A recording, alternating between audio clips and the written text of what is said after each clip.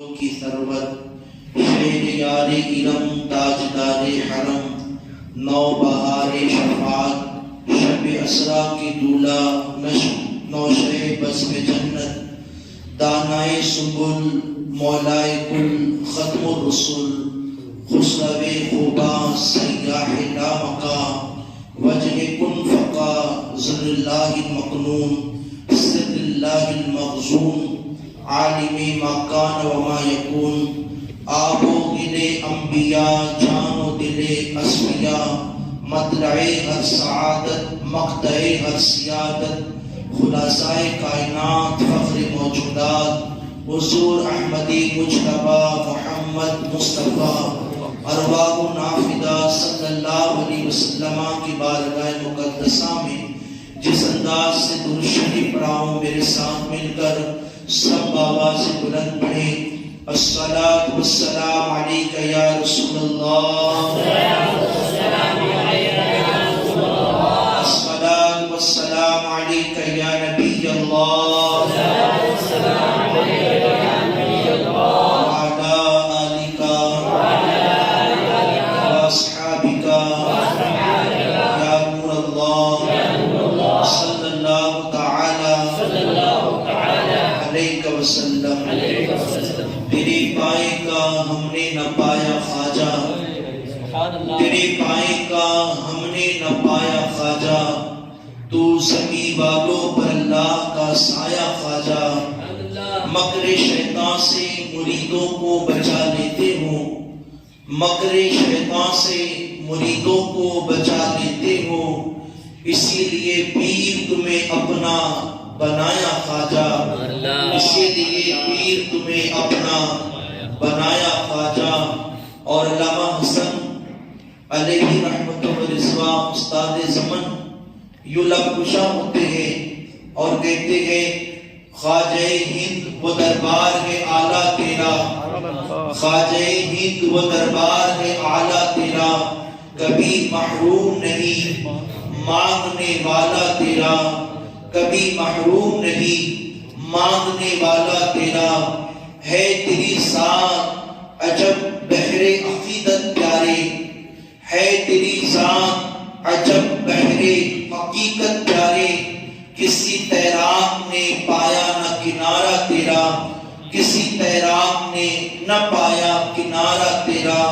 اللہ اکبر کہتے ہیں محی الدین غوث ہے اور خواجہ معین الدین ہے، محی الدین غوث ہے اور خواجہ معین الدین ہے، اے حسن کیوں نہ ہو محفوظ عقیدہ تیرا، اے حسن کیوں نہ ہو محفوظ عقیدہ تیرا۔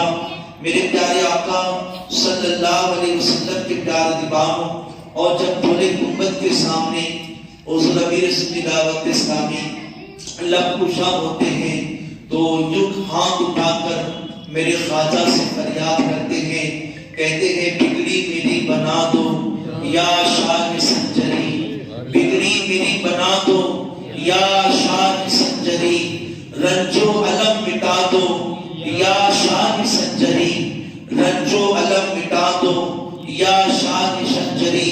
کہتے ہیں کتنا کرم ہے مجھ کو اپنا بنا لیا ہے، کتنا کرم ہے مجھ کو اپنا بنا لیا ہے، قسمت میری جگا دو یا شان سنجری، قسمت میری جگا دو یا شان سنجری۔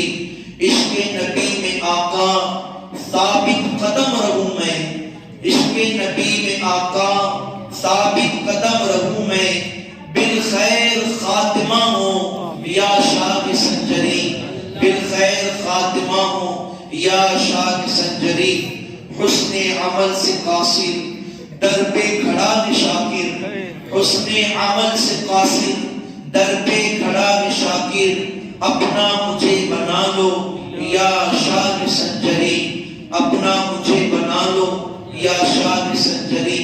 میرے پیارے آقا صلی اللہ علیہ وسلم کے پیارے دیوان، آج ہمارا ماہ رجب المرجب کی چوتھی شروع میں جے پور کی سرزمین پر سنی دعوت اسلامی کے ہفتہ واری سنتوں بر اجتماع میں مرکز پہاڑ گنج طیبہ بڑی مسجد میں موجود رہے۔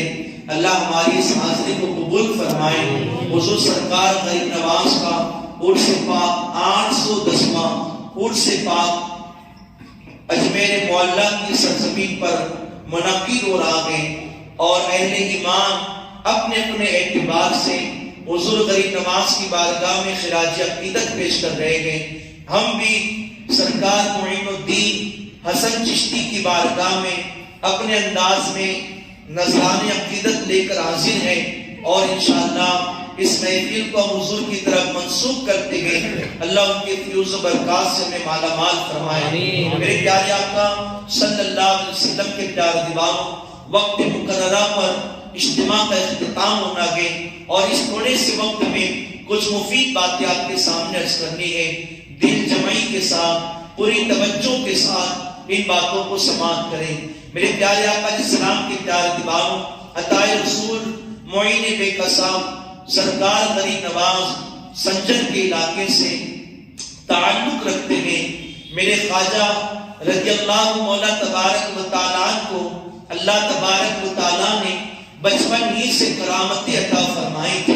غریب نواز معین الدین حسن چشتی حضور صلی اللہ علیہ وسلم کے نقش قدم پر پیدا کیے گئے۔ آقا علیہ السلام کے اخلاق اور کردار کا حصہ حضور سرکار غریب نواز کو عطا کیا گیا۔ میرے خواجہ نے اس کفرستان میں قدم رکھ کر لاکھوں کو ایمان کی روشنی عطا کی، اور انہوں نے اندھیروں سے نکال کر میرے خواجہ نے ایمان کی روشنی انہیں عطا فرمائی۔ میرے پیارے آقا علیہ السلام کے پیارے دیوانوں، المختصر یہ کہ اللہ کے حبیب علیہ السلام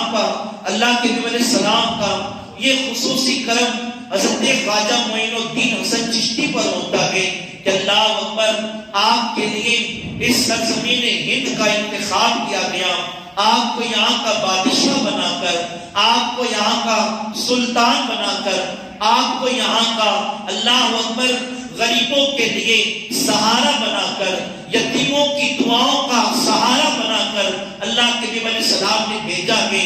اس لیے آپ کو عطائے رسول کہتے ہیں۔ میرے پیارے آقا صلی اللہ تعالی علیہ وسلم کے پیارے دیوانوں، تو پہلی زمانہ ہی سے آپ بہت زیادہ غریب پرور تھے، غریبوں سے محبت کرتے تھے، بلکہ عالم شیرخوار کے اندر، تو پہلی زمانے کے اندر، دودھ پیتے زمانے کے اندر، اگر آپ کے گھر کوئی عورت اپنے بچے کو لے کر حاضر ہوتی اور وہ بچہ دودھ کی وجہ سے روتا، تو میرے سرکار معین الدین حسن چشتی ماں کی گود ہی سے بیٹھ کر، ماں کی گود ہی سے اس بچے کی طرف اشارہ کرتے، یہاں تک کہ آپ کی والدہ ماجدہ بی بی نور، بی بی ام نور آپ کے اشارے کو سمجھ جاتی، اور اس رونے والے بچے کو اپنے گود میں لیتی اور اسے دودھ پلاتی۔ جب وہ سیراب ہو جاتا، وہ خاموش ہو جاتا، تو میرے خواجہ اپنی والدہ کے چہرے کو دیکھ کر مسکرایا کرتے تھے۔ میرے پیارے آقا علیہ السلام کے پیارے دیوانوں، اب جب عمر بڑھی تو میرے خواجہ رضی اللہ مولا تبارک و تعالیٰ اپنے علاقے کے اندر گشت کرتے تھے۔ عام بچے اپنے دوستوں کے ساتھ کھیل اور کود کیا کرتے گئے، لیکن غریب نواز معین الدین حسن چشتی علاقے کا گشت کرتے تھے، اور اپنے دوستوں کو، ہم عمر ساتھیوں کو بلا کر اپنے گھر لاتے، اور اپنی والدہ سے کہتے، امی جان آج آپ کے گھر یہ بچے آئے ہیں، اس لیے آئے ہیں کہ ان کا پیٹ بھرا جائے، ہم ان کے لیے کچھ بنائیں۔ اور ان کی والدہ ماجدہ گھر میں کچھ پکوان بناتی، اور میرے خواجہ اس دوپہری عمر کے اندر، اس چھوٹی سی عمر کے اندر اپنے دوستوں کو کھانا کھلایا کرتے تھے۔ میرے پیارے آقا علیہ السلام کے پیارے دیوانوں، والد ماجد کے انتقال کے بعد، والدہ کے وصال کے بعد، میرے خواجہ غریب نواز رضی اللہ تعالیٰ کے حصے کے اندر ایک انگور کا باغ آیا اور ایک پن چکی آئی۔ غریب نواز باغبانی کرتے تھے۔ اللہ اکبر، اب دل کی دنیا کیسے بدلی، غریب نواز نے کیسے رخ کیا۔ المختصر یہ کہ ایک مرتبہ آپ اپنے باغ کے درختوں کو سیراب کر رہے تھے، پانی دے رہے تھے، اچانک دیکھا کہ وہاں سے ایک مجذوب انسان، ایک مجذوب اللہ کا ولی گزرنے لگا، جن کا نام تاریخ میں ابراہیم قندوری بتایا گیا ہے، آپ وہاں سے گزرنے لگے۔ خواجہ طاہر رسول ان بزرگوں سے محبت کرتے تھے، آپ قریب گئے اور انہیں بلا کر ادب کے ساتھ ایک جگہ پر بیٹھایا اور پھر انگور کے باغ سے ایک انگور کا گوشہ توڑا اور اس مجذوب علی کی بارگاہ میں پیش کر دیا۔ مجذوب علی نے جب اس شہزادے کا یہ عالم دیکھا، یہ حسن سلوک دیکھا، طبیعت خوش ہوئی۔ مجذوب علی خوش ہوا، بلکہ یوں کہیے ولی کیا خوش ہوتا ہے، اللہ کی رحمتوں کو جوش آتا ہے، ولی کا کرم ہوتا ہے۔ اللہ اکبر، آپ نے اپنے جھولے سے یا اپنی بغل سے ایک روٹی کا ٹکڑا نکالا اور اسے دانتوں میں چبایا۔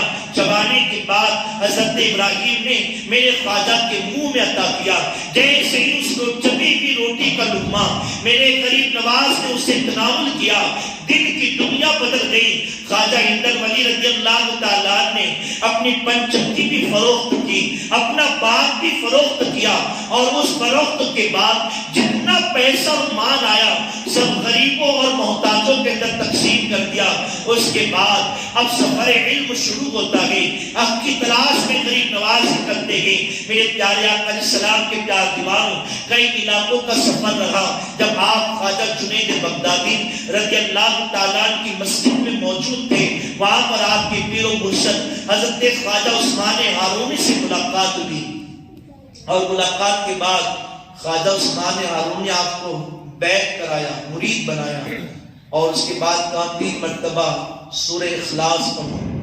غریب نواز نے 3 مرتبہ سورہ اخلاص کی تلاوت کی۔ فرمایا 1 مرتبہ سورہ بقرہ پڑھو۔ غریب نواز نے 1 مرتبہ سورہ بقرہ پڑھا، اور اس کے بعد بروایت کے خلاف یا تو 2 انگلی یا 1 کینچی اٹھائی اور بتایا، اور غریب نواز کی طرف انگلی کر کے حضرت خواجہ عثمان ہارونی نے یہ کہا، معین الدین، اے حسن بیٹا بتا ان انگلیوں میں تجھے کیا نظر آتا ہے؟ غریب نواز نے ان انگلیوں کے بیچ میں دیکھا، آسمان دیکھا، جب نیچے دیکھا تو زمین دیکھا۔ فرمایا میرے پیر و مرشد، ان انگلیوں کے بیچ مجھے، میں جب آسمان دیکھتا ہوں تو مجھے عرش عظمت نظر آتا ہے، اور جب میں زمین دیکھتا ہوں تو مجھے تحت الثنا نظر آتے ہیں۔ یعنی سارے احوال مجھ پر کھول دیے گئے ہیں۔ اب کوئی چیز ایسی نہیں جو مانے لگتی ہو، غیر کی ساری چیزیں نگاہوں کے سامنے ہیں۔ حضرت عثمان ہارونی نے آپ سے فرمایا بیٹا حسن اب بیٹھو، یہاں پر 1000 مرتبہ سورہ اخلاص کی تلاوت کرو۔ غریب نواز نے 1000 مرتبہ سورہ اخلاص کی تلاوت کی، اور فرمایا آج کی شب میں مجاہدہ کرنا ہے، شب بیداری کرنی ہے، اور اس کے بعد کل میرے حضور حاضر ہونا۔ اللہ اکبر۔ غریب نواز مرید ہونے کے بعد 1000 مرتبہ سورہ اخلاص پڑھتے ہیں، اور رات بھر مجاہدہ کیا، رات بھر شب بیداری کی۔ جب صبح کے وقت اپنے پیر و مرشد کی بارگاہ میں آئے، اب پیر کی نگاہ میں پیشوانی کو دیکھ کر پہچان لیا۔ اب اس پر جو تجلیات برس رہی ہیں یہ کوئی معمولی نہیں ہے۔ اپنے ہاتھوں کو اٹھا کر عرض کرتے اللہ میں تیری بارگاہ میں معین الدین کو لایا ہوں، بیٹا حسن کو لایا ہوں۔ غیب سے آواز آئی عثمان ہارونی، ہم نے اپنی بارگاہ میں معین الدین کو قبول کر لیا، اسے ہم نے قبول کر لیا۔ اس کے بعد 20 سالہ سفر شروع ہوا، اور بہت سارے واقعات کتابوں کے اندر موجود ہیں کہ کون کون سے واقعات رونما ہوئے۔ خواجہ غریب نواز پیر و مرشد کے ساتھ آپ نے حج کیا، مدینہ شریف حاضر ہوئے، اور اس کے بعد مدینے ہی میں قیام کر لیا، اب نہ جاؤں گا۔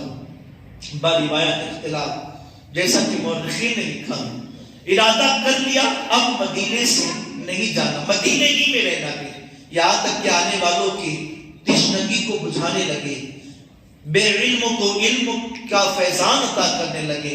جو حضور کی احادیث سننا چاہتا میرے خواجہ مدینے میں انہیں احادیث سناتے، جو قرآن کی تعلیم لینا چاہتا میرے خواجہ انہیں قرآن مقدس کی تعلیم عطا کرتے۔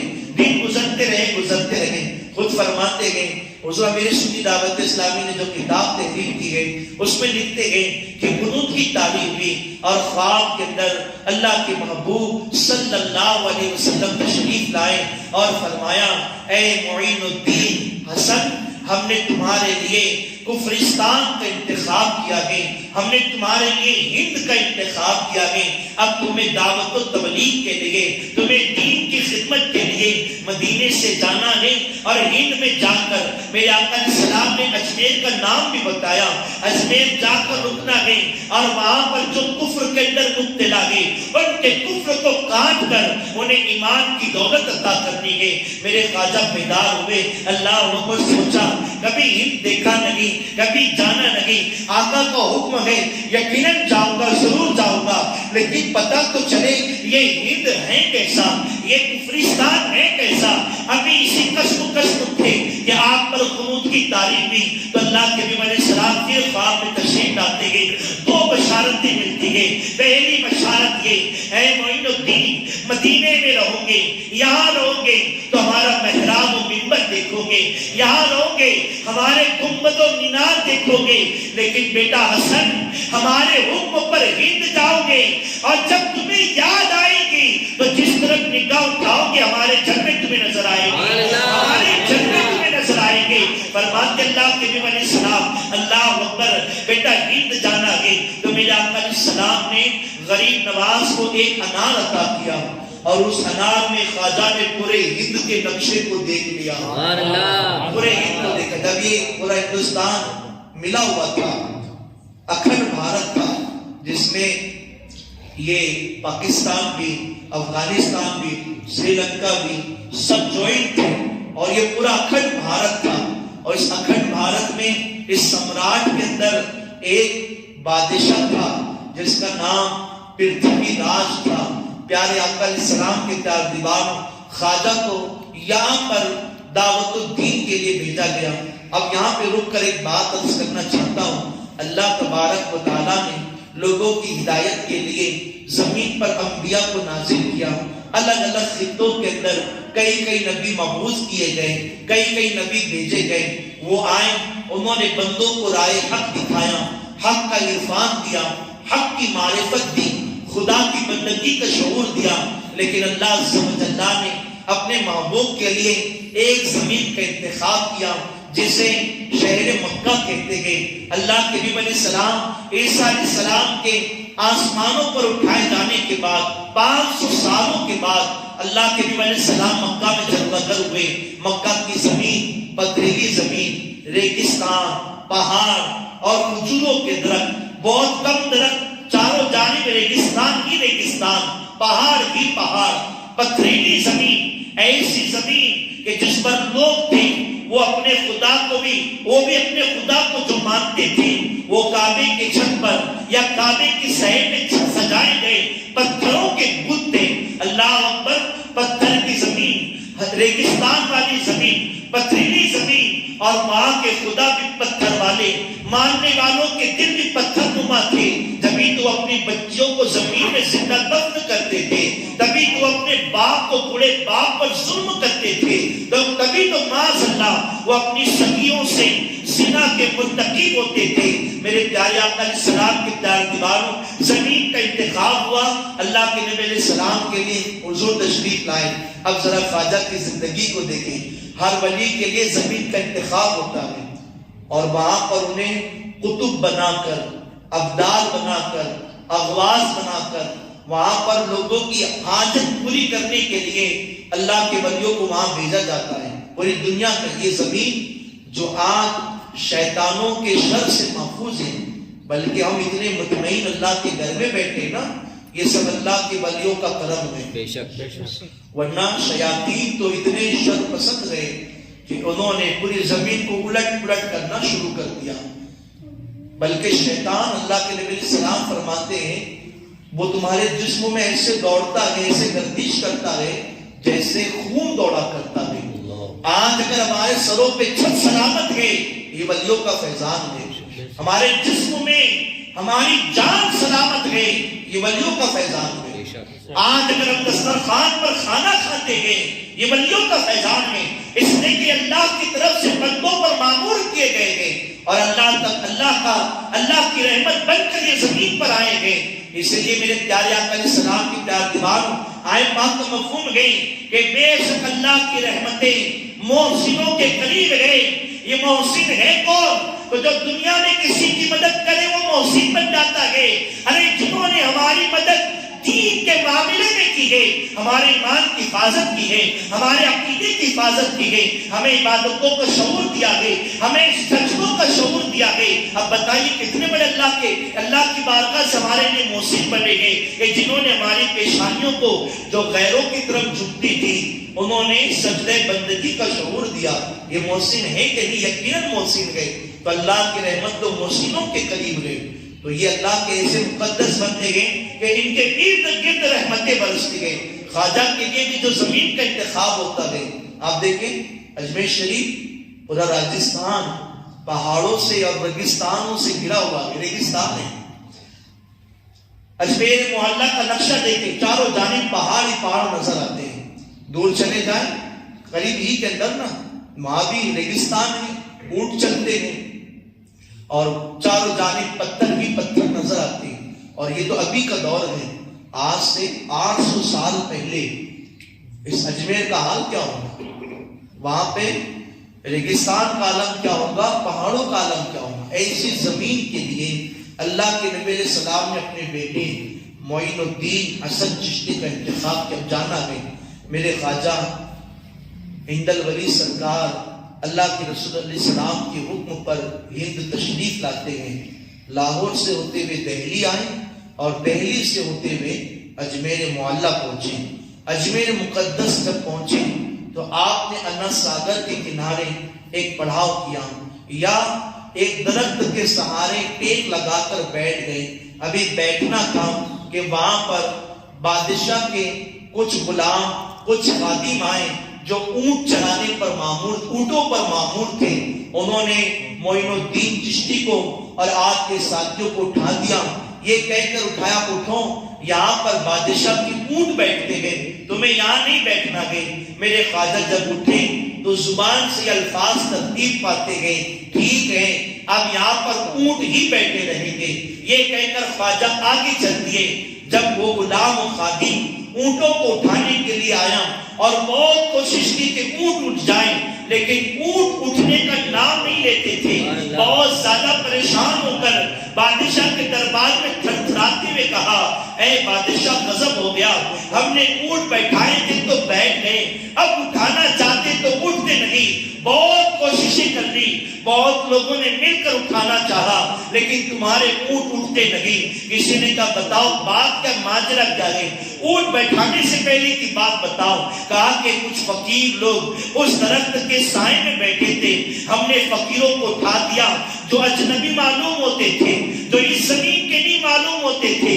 فقیر نے اٹھتے اٹھتے کہہ دیا کہ یہاں پر ہم اونٹ ہی بیٹھیں گے.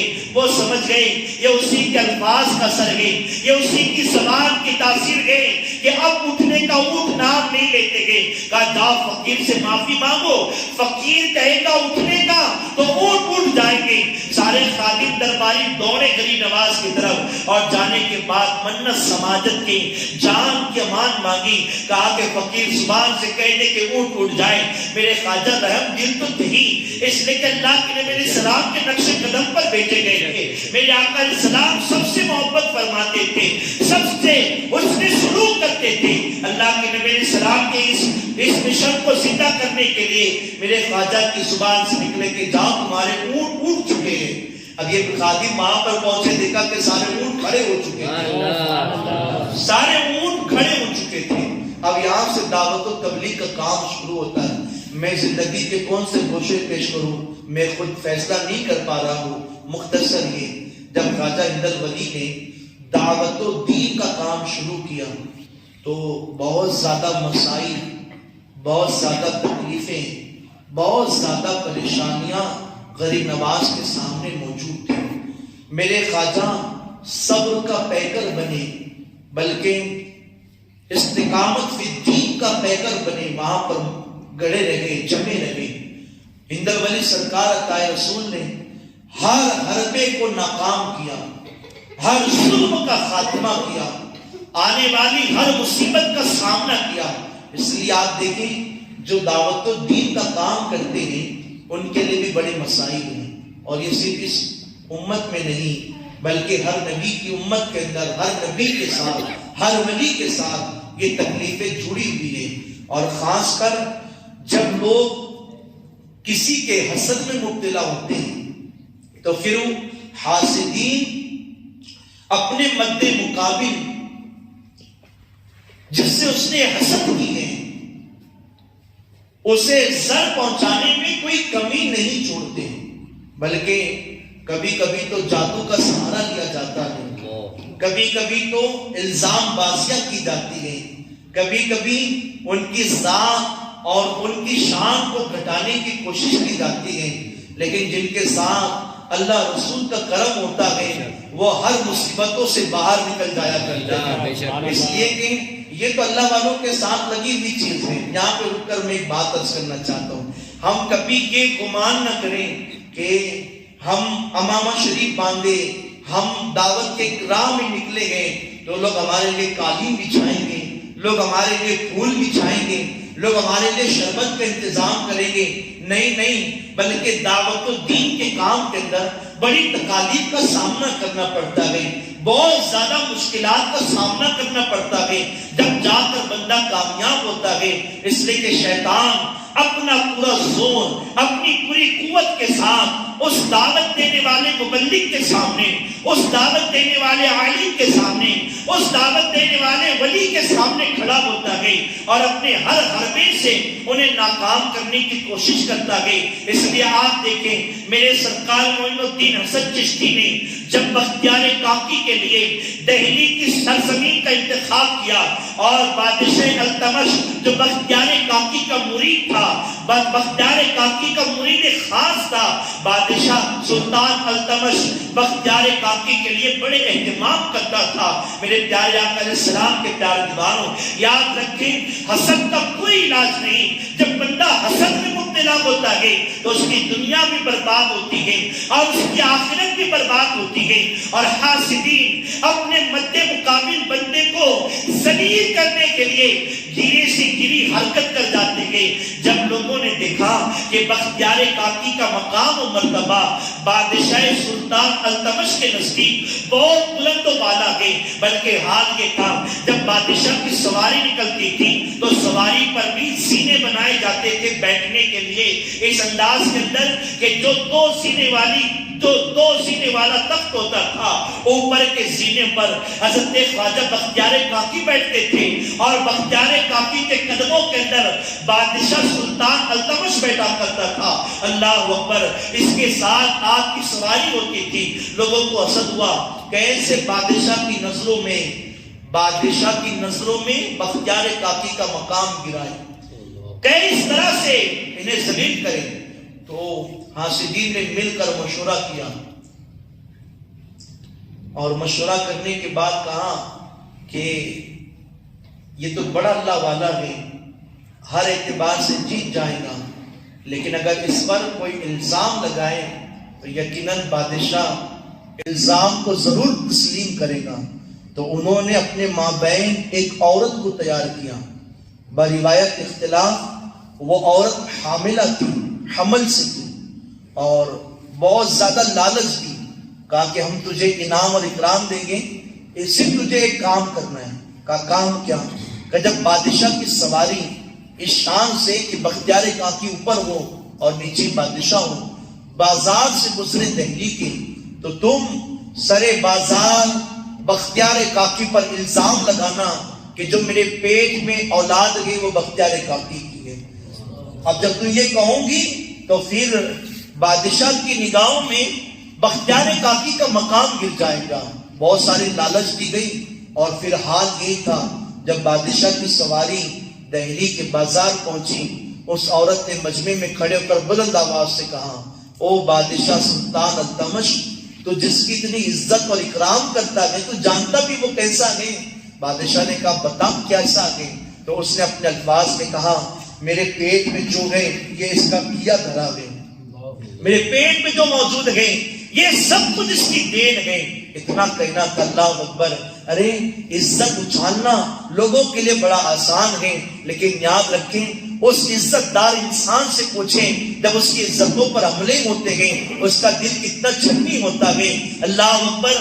بختیار کاکی تخت پر بیٹھے ہیں، جیسے الزام لگتا ہے میرے خواجہ بختیار کی نگاہیں نیچے جھک جاتے ہیں اور آنکھوں سے آنسو روا ہوتے ہیں اور روتے روتے بختیار کاکی کی زبان سے الفاظ نکلتے گئے. کہتے میرے خواجہ کیا تم نے دہلی اسی لیے بھیجا تھا کہ سرے بازار تمہارے غلام کو رسوا کیا جائے؟ میرے غریب نواز کیا تم نے اسی لیے ہمیں دہلی بھیجا تھا کہ سرے بازار ہم پر الزام لگایا جائے؟ اتنا کہنا تھا کہ سارے دہلی والوں نے بازار میں کھڑے لوگوں نے دیکھا. اسی وقت غریب نواز اپنا عصا لیے بازار میں نمودار ہو گئے اور مجمع کو چیرتے ہوئے غریب نواز بختیار کاکی کے قریب آ کر کھڑے ہو گئے. لوگوں نے اس وقت غریب نواز کے وصال کے بعد غریب نواز کے وصال کے بعد غریب نواز کی زیارت کی تھی. خواجہ امداد ولی سرکار معین الدین حسن چشتی ثم اجمیری رضی اللہ مولا تبارک و تعالیٰ نے کہا میرے غلام میرے مرید غم نہ کر، معین الدین یہاں پر موجود ہے. خواجہ امداد ولی نے اپنا عصا اٹھایا اور عصا اٹھانے کے بعد اس حاملہ عورت کے پیٹ کی طرف رکھا اور کہا اے پیٹ میں موجود بچے بتا تو کس کا نطفہ ہے؟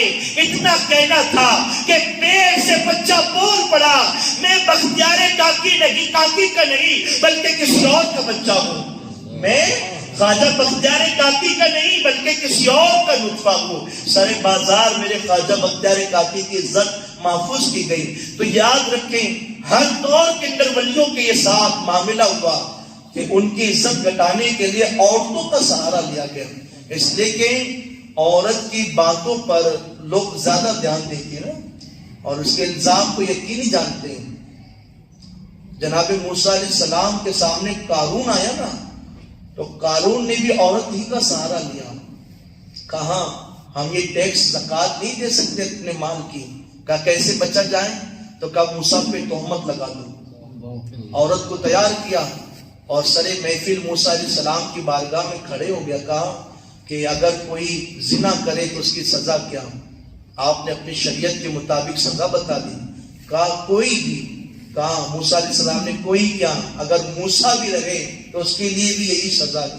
کہا ٹھیک ہے موسیٰ اگر تم کہتے ہو تو پھر اب معاملہ آپ کے سامنے ہے. اب وہ عورت جیسے موسیٰ علیہ السلام کے سامنے آئی، اب موسیٰ کا جلال تو مشہور تھا، کب کپانے لگی، تاب نہ لا سکی موسیٰ علیہ السلام کے جلال کی. جیسے کہنا چاہتی تھی لیکن جلال بھری نگاہ نبوت کی اٹھی، خاکستر ہوئی اور کہا موسیٰ مجھے معاف کرو، میں نہیں چاہتی تھی لیکن انہوں نے دینار و درہم دے کر مجھے تیار کیا کہ میں آپ پر تہمت لگاؤں. جیسے ہی اس نے یہ کہا جناب موسیٰ علیہ السلام کے ہاتھ اٹھ گئے. عرض کی میرے اللہ یہ دونوں جو کھڑے ہیں نا ان دونوں کو زمین میں دھسا دے. جناب موسیٰ کی دعا قبول ہوئی اور قارون کے لیے زمین پھٹ گئی. وہ زمین میں دفن ہونے لگا، کمر تک آیا، فریاد کی. حضرت موسیٰ علیہ السلام نے اس کا مال بھی اس کے سر پہ ڈال دیا اور فرمایا بھی صبح قیامت تک یہ دستہ ہی رہے گا. تو پیغمبروں تک لوگوں نے عورتوں کی تہمت لگائی، بلکہ خود غریب نواز رضی اللہ تعالیٰ عنہ کو دعوت الدین کی راہ سے ہٹانے کے لیے بادشاہ نے اپنے وزیر سے کہا وزیر ساری ترتیب ختم ہو گئی، سارے جادو اس کے سامنے دم توڑ چکے، اب کوئی ایسا حربہ نہیں کہ اس وکیل کو اجمیر سے نکال دے. وزیر نے کہا غم نہ کرو، ابھی ایک ایسی چیز میرے پاس ہے جو سارے چیزوں پر غالب ہے. اس لیے عورتوں کا فتنہ بہت بڑا فتنہ ہے. عورتوں کے فتنے میں جو مبتلا ہوا وہ پھر زمین پر بھی رسوا اور قیامت کے دن بھی رسوا. جانتے آپ موسیٰ علیہ السلام جب گزر رہے تھے اپنے ہمراہ ساتھیوں کے ساتھ، موسیٰ علیہ السلام نے کہا کہ ہم یہاں سے گزرتے ہیں اور لوگوں نے تمہیں دعوت کے اللہ کی راہ سے ہٹانے کے لیے حسین خوبصورت لڑکیوں کا سہارا لیا ہے، نگاہ نہ اٹھانا ورنہ لشکر تباہ ہو جائے گا. 20,000 کا لشکر تھا، روایتوں میں ملتا ہے. جناب موسیٰ کے پیغام پر سب نے نگاہیں نیچی کر لی، سب اس علاقے سے چلے گئے. کسی حسینہ کو نہ دیکھا، کسی حسن والی کو نہ دیکھا، لیکن گزرتے ہوئے اخیر میں ایک نے ایک عورت کے اوپر نگاہ ڈال ہی دی. اللہ کے غضب کو چیلنج کیا گیا تو رب تبارک و تعالیٰ نے سب کو عذاب میں مبتلا کر دیا. خیر تو اس لیے عورتوں کا فتنہ بہت بڑا فتنہ ہے. پیارے آقا علیہ السلام کے پیارے دیوانوں، تو غریب نواز رضی اللہ تعالیٰ عنہ کو دعوت الدین کی راہ سے ہٹانے کے لیے عورت کا بھی سہارا لیا گیا. تو اس طرح سے کہ اس وزیر نے کہا میری ایک خوبصورت لڑکی ہے جس کے حسن کے چرچے پورے اجمیر کے اندر گئے، جب وہ باہر نکلتی گئی پورا اجمیر اس کے لیے ٹوٹ پڑتا ہے. تم غم نہ کرو، میری بیٹی یوں جائے گی اور اس فقیر کا ایمان لے کر یوں ہی آ جائے گی. اللہ اکبر.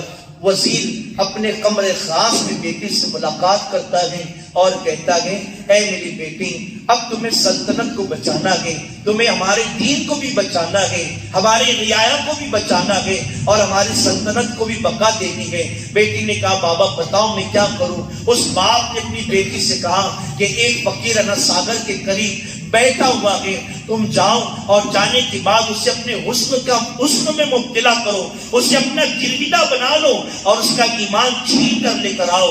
اللہ اکبر. میرے پیارے آقا علیہ السلام کے پیارے دیوانوں، وہ حسینہ اپنی چند سہیلیوں کے ساتھ رات کے اندھیرے کے اندر، یہاں تک کہ حکم تاریخ میں ملتی یہ بات کہ 14ویں چاند کا، اللہ اکبر، 14ویں چاند کی تاریخ تھی اور آسمانوں میں پورا چاند چمک رہا تھا. اس چاند کی روشنی کے اندر اس وزیر کی بیٹی نے پتلا سا لباس پہنا اور لباس پہننے کے بعد وہ انا ساگر کے پانی میں غوطہ لگاتی گئی. ڈبکی لگانے کے بعد اب بتا اتنی حسین تھی کہ پورا اجمیر اس کو دیکھنے کے لیے ٹوٹ پڑتا تھا. اور پھر اندھیری رات، وہ بھی چاندنی رات کے اندر پتلے لباس میں پانی میں ڈوبنے کے بعد اب اس کے حسن کا عالم کیا ہوگا. اس پتلے لباس کے ساتھ میرے خواجہ کے سامنے آ کر کھڑی ہو گئی. لیکن اللہ اکبر، غریب نواز کی نگاہیں جھکی رہی. وہ ظالم اللہ کا ذکر کرتے رہے یہاں تک کہ صبح سویرا ہو گیا. اسے برداشت نہ ہوا، پلٹ کر اپنے گھر آئی. وزیر نے پوچھا بیٹی بتا کیا ہوا. اس بیٹی نے کہا شاید کل کی رات عبادت کی رات ہوگی اس لیے دیکھا نہیں، میں آج رات پھر جاؤں گی اور اس کے ایمان کو لے کر آؤں گی. دوسری رات پھر وہ اندھیری رات پتلے لباس میں، بھیگے ہوئے لباس میں خواجہ کے سامنے کھڑی رہی. لیکن جس کی نگاہوں میں مدینے کا حسن بسا ہو، بلکہ یوں کہیے جس نے عشق مصطفیٰ کا سرما پہنا ہو، بھلا دنیا کا حسن کا انہیں فتنوں میں مبتلا کر سکتا. جس نے خواب میں کئی مرتبہ رسول اللہ کے حسن کو دیکھا ہو، بھلا وہ دنیا دار کے حسن کو کب تکتا. میرے پیارے آقا علیہ السلام کی پیارے دیوانوں، پوری رات کھڑی رہی، کوئی نتیجہ نہ نکلا. تیسری رات پھر آئی، کھڑی رہی. جب کوئی نتیجہ نہ نکل پایا، آگے سے آ کر کلام کرتی ہے، کہتے فقیر ایک نگاہ مجھے دیکھ تو لے، میں رات بھر تیرے سامنے کھڑی رہتی ہوں. میرے خواجہ کے کانوں میں جب آواز آئی، میرے خواجہ نے اپنی چادر کو اتارا اور اس لڑکی کی طرف پھینک دیا. کہا بیٹی پہلے اسے اوڑھ لو، اس لیے کہ ہم مسلمان کسی کی عزت کو تار تار ہوتا ہوا نہیں دیکھ سکتے گے. اگر جب تم ہماری بیٹی لگی، لیکن مذہب اسلام کے اندر ہر بیٹی کی عزت محفوظ ہے. یہ کہہ کر غریب نواز نے چادر اڑا دی. جیسے ہی غریب نواز کے تن کی چادر اس بیٹی کے تن پر آتی گئی، ہم تو چادر کو دیکھ رہے تھے لیکن چادر کے اندر میرے خواجہ نے اس کی دل کی دنیا کو بدل دیا.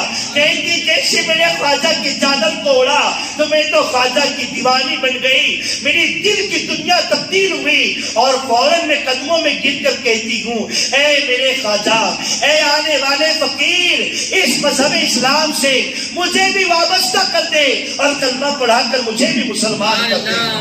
وہ وزیر کی بیٹی جو ایمان لینے گئی تھی، خود اپنے ایمان کو سودا کر آ گئی اور جا کر میرے آقا علیہ السلام کے دین میں داخل ہوئی.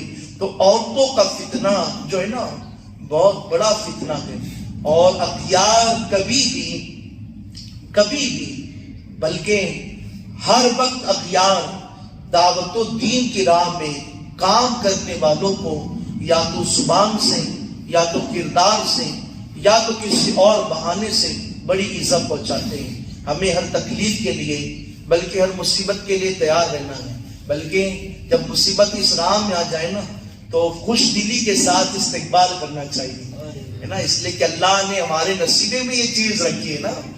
ایسی مصیبتیں جو اللہ کے ولیوں کو دی جاتی ہیں، پیغمبروں کی راہ میں بچھائی جاتی تھی، ہاں ایسی مصیبتیں سنت رسول سمجھ کر، سنت اولیاء سمجھ کر مصیبتوں سے گزر جانا چاہیے۔ خیر، میرے آقا علیہ السلام کی پیارے دیوانوں، خواجہ بڑے رحم دل، بلکہ حضور غریب نواز کی پوری زندگی میں آپ یہ نہیں دکھا سکتے کہ خواجہ نے کسی کو تھپڑ مار کر کلمہ پڑھایا ہو، کسی کو اونچے الفاظ میں کہہ کر کلمہ پڑھایا، نہیں، بلکہ آنے والے میرے خواجہ کے اخلاق و کردار سے اتنے متاثر ہوتے تھے کہ کردار دیکھ کر انہیں کردار رسول یاد آتا تھا اور وہ کلمہ پڑھنے پر مجبور ہوتے تھے۔ اخیر بات عرض کرو، ایک وزیر نے ایک کو تیار کیا، نوجوان کو کہا یہ قصہ تمام کر دیں تاکہ ہمارے اجمیر سے یہ لوگ چلے جائیں۔ کہا کیا کرنا ہے؟